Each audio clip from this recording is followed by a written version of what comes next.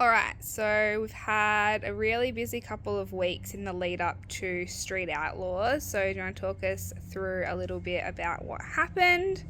Yeah, for sure. So yeah, the Street Outlaws No Prep Kings came to WILLOWBANK Raceway just recently. We were down there. It was absolutely chaos. With looking after, we had 5 guys down there with cars who were racing. So it was really busy. We didn't get too much live content filming, just quite simply we were really flat out. We did get some racing action captured though, so we'll be bringing that to you guys. But yeah, definitely we just want to bring you our recap of the Street Outlaws invading WILLOWBANK Raceway. So who were we down there working with over the Street Outlaws weekend? So over the weekend we had 5 guys down there. We had Mark Trellau in his immaculate A9X hatch. One owner only? Oh, definitely, yeah, one owner, original. Mint condition. Mint condition.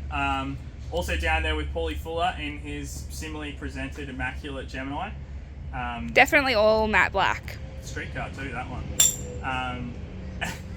Also down there with Sketch Coleman in his XY wagon. We were helping out in the power management side of the Haltech on that one.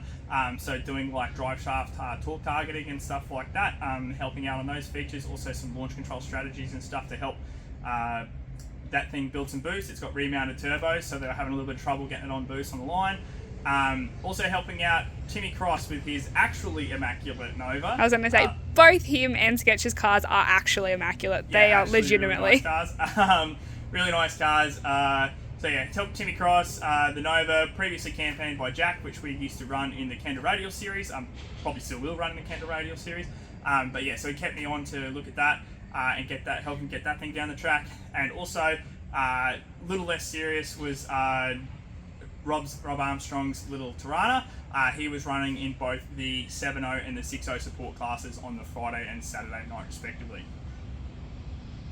So we done some testing first at Test and Tune on the Saturday night, and then Monday at the exclusive sort of Street Outlaws testing. How did that track compare to race weekend? Yeah, well, so there was a couple interesting things with that. At the Test and Tune night on Saturday with Mark's car, we identified a fuel pressure issue where the car, if we had the car with a fair bit of power wound into it, the car would lose fuel pressure midway down the track.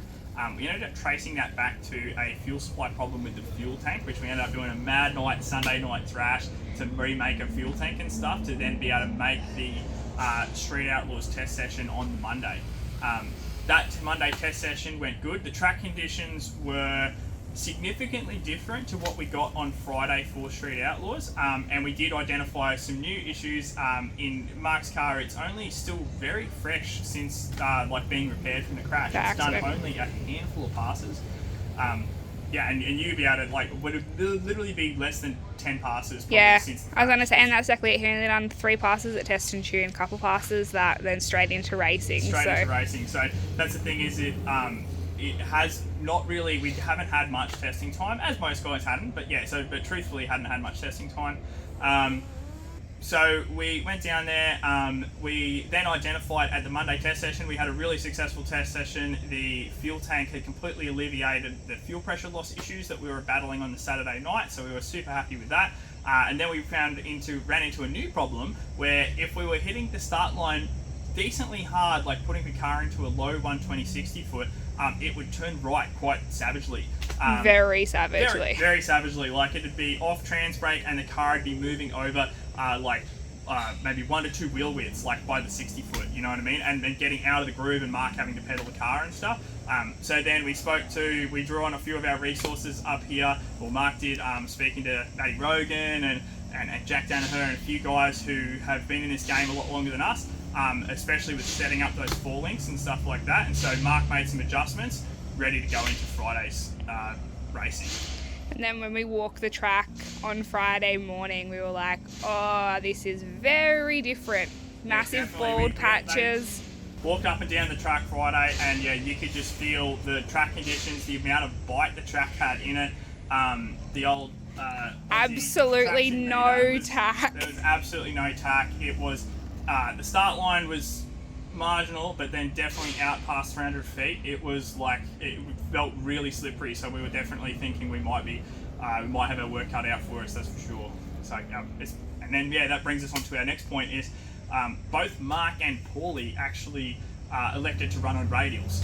So the event is allowed, they just run like a small tyre and a big tyre. They don't dictate, they don't tell you what you do or don't have to run. It's essentially anything smaller than a 28-10-5 is past a small tyre, anything larger goes into big tyre. So we're on a 275 Pro radial. Yeah, which both of those boys run those radial tyres all the time. So they thought, limited testing time, why not just stick to what we know? Correct.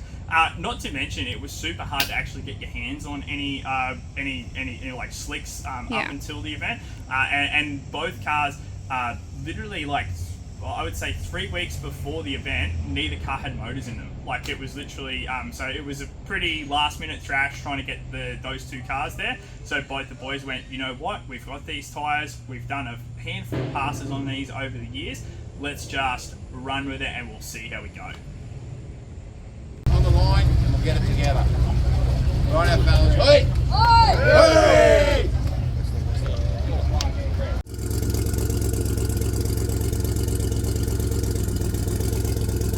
Great guy. Look out, LS guy to go to the staging lane.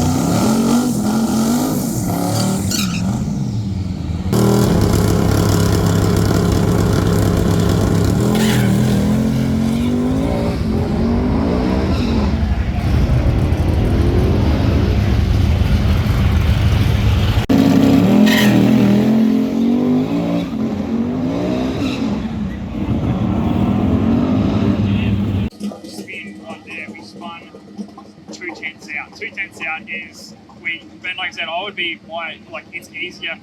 The car's making boost, it's a lot quicker to just have the timing pulled out there, right? And then we can still have the boost in and we can feed it back in and it can still be riding on the boost target. And so then you've got all the power there, and if it can take it, you can just go. You know what I mean? So I would definitely be saying that we try and control that with the timing retard. And then I honestly reckon the smartest option will be to run the traction control. Like, literally do your burnout and then turn the switch on and literally just bring it up on the brake and leave like normal. I think I've set it to 70 k's an hour, so it's not even going to activate until 70 k's an hour, which is going to be, it's 70 k's an hour of the vehicle speed estimate, which is race time, which is not till after the 60 foot, right? So it's like going to be, well, it's actually just before the 60 foot, right? It's going to switch back on again. And then the other thing that'll do is if the car is power wheeling, it will make it go down, right? Because it'll go, oh fuck, wheel speed's wrong, you know what I mean? Which is not exactly a terrible thing either, because it's just going to automatically bring the front end down.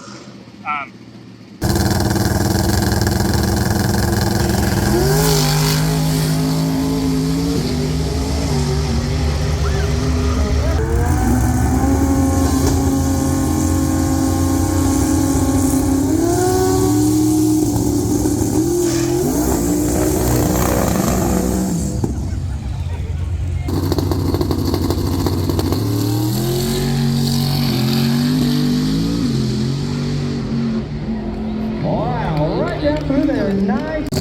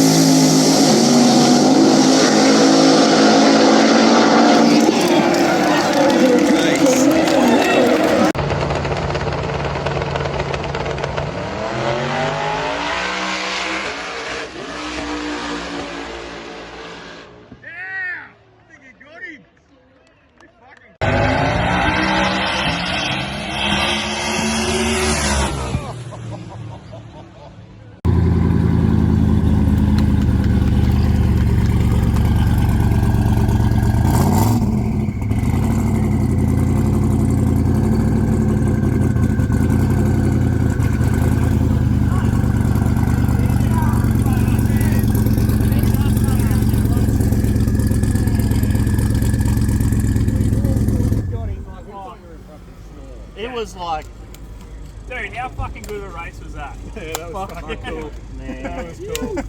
Yeah. Oh, I'll pull the shoots for you anyway.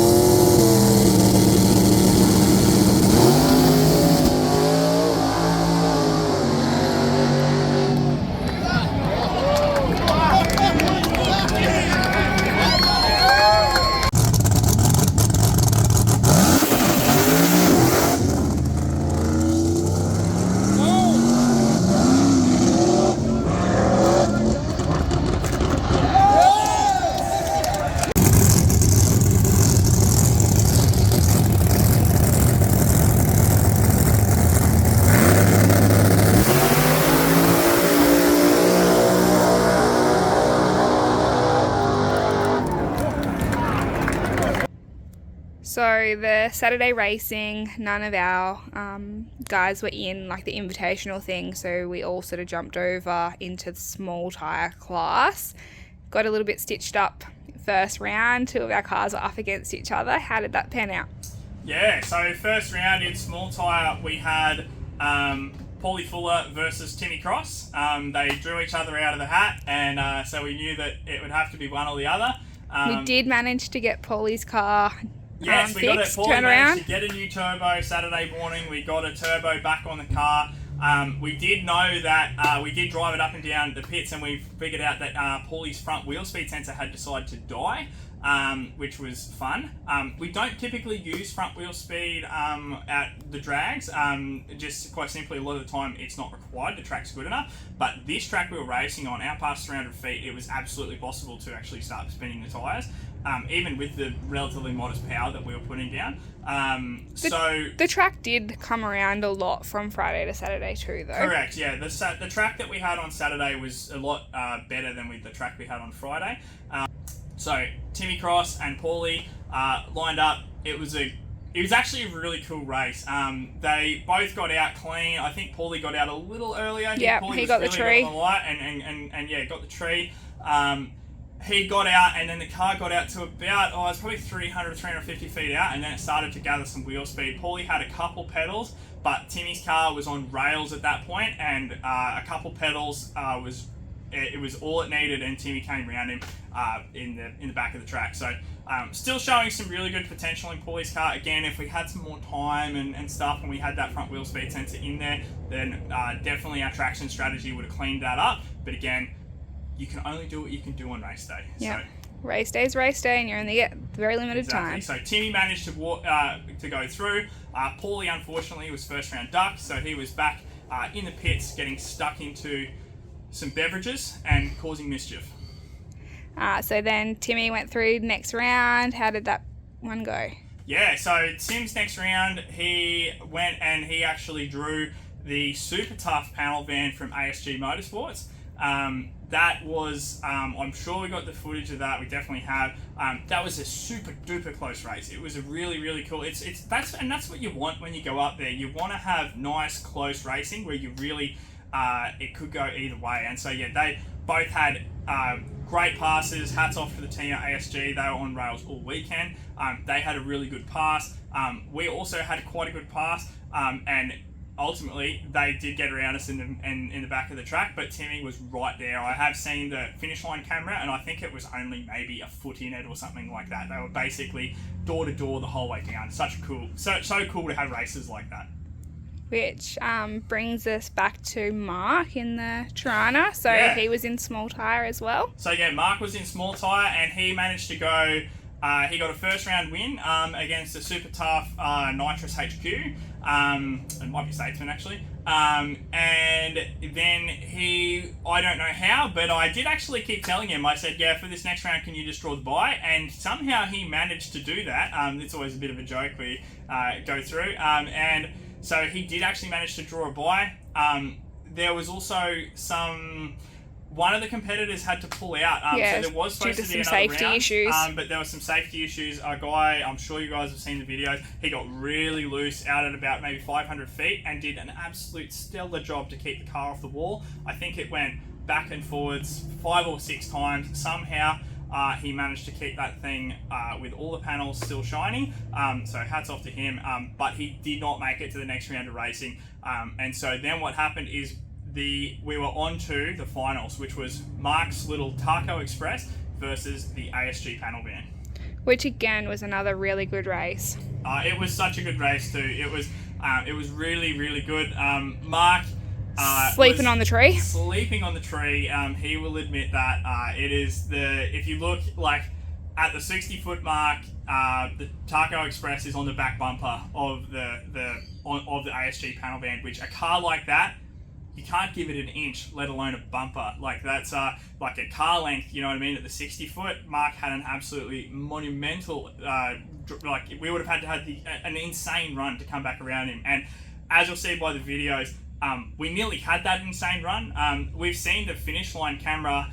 Mark was catching. It looks like the ASG car maybe out about 500 feet. It looked like it maybe got into a rev limit or traction control or something like that. It had a few little flames out that sounded like ASG had to pedal.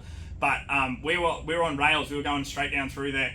And then on the finish line, I honestly think it's literally it must be like an inch in it or something. It looks Definitely like it's dead nothing. even across the finish line. Like it's like that across the finish line. So again, that is how you want a final to be. You don't want the other car to spin on the start line or something like that. You want it to be so close that neither racer knows who won. And that's exactly how they were. They were both congratulating each other in the deep end because they actually had no idea who won. Yeah, it was very, very good race to see. So that was sort of the end of our real racing for the weekend. In terms of the whole like Street Outlaws vibe, it was a cool event to go to. It was definitely a cool event to go to. I would say that there was some guys who were definitely struggling to come to the grips with the fact that it is a TV show that we race at. It is not a race that is televised, so there's definitely, we run on the production crew's time, but it was still a super cool experience. We got to go and have a chat to most of the American teams. They were absolutely lovely. They were super, super welcoming and genuinely, you could definitely tell they genuinely care about talking to all the fans and really making the experience. Making it a big, great experience for the crowd also was absolutely phenomenal. Like these cars that we're racing, you know, a lot of the time when we do race, the crowds we race in front of in this sort of street car scene in Australia, the stands are generally not packed, you know what I mean? And we were essentially racing in front of a Winter Nationals crowd, you know what I mean? A crowd that would normally be reserved for Group 1 and top fuelers and stuff like that. WILLOWBANK was full to the rafters. It was packed. So it was such a cool experience to very be able to race our loud little and street proud cars in front of a crowd like that. It was absolutely crazy. Right, so all in all, it was a great weekend. Definitely would recommend heading to the events if you can. I think they're in Sydney this weekend and then Melbourne next weekend. Yeah, absolutely. Hats off to the Americans too for we're exhausted after one weekend. They're doing this 4 weekends in a row, back to back to back to back. It's they don't have very big crews and stuff like that with them. They're all doing a working lot out of a stuff. Shipping container, so 100% hats off to them. What they're doing is not easy. I do say those cars are fast, but believe it, it's not TV hype. Those cars are legitimately crazy. It is so impressive what they can do on a 28-inch tyre on that track that we were racing on, where it is literally, there is no glue down, the track is what it is, they give it a sweep off to get the dust and the rocks and the kangaroos off it, and then we race. That is how it is, and it is hats off to them how quick they can get down that surface. And even the drives, we saw a few very sketchy passes from on the start line. Clark Kelly's pass, Robin Roberts' pass, so close to the wall, and the videos from the stands just don't do those passes justice. It is insane how quickly things happen down there. And I really do hope that the sport of no prep racing does take off a bit more. In Australia, I feel like with a lot of people now having slick tyres and stuff like that, that it will probably gain popularity because yeah, it's definitely a really cool equaliser to be able to see cars of different horsepower levels, totally different setups and budgets and everything that can then go together and race, and with the surface being the equaliser, it's just really cool to see how everybody tackles it in a slightly different way. Yeah, and Warwick should hopefully be open soon, so we might have some more Junga Bunga racing coming up. Yeah, definitely. Matty Loy did an absolutely amazing job, and yeah, we can't wait to get back to Warwick. Really the grassroots home of no prep in Queensland, I would say. Yeah, and it'd be really cool to see some racing back down there. Yeah, so hopefully we'll have quite a few more videos coming out over this race season, so it's all really just kicking off for us now. Yeah, absolutely. This is the first event that we've actually had the cars out at. So yeah, it's we're very excited to see we had a successful opening event of the season. To go to the finals in small tyre in the Taco Express was super cool. And yeah, we're just really excited to see how we can go this season.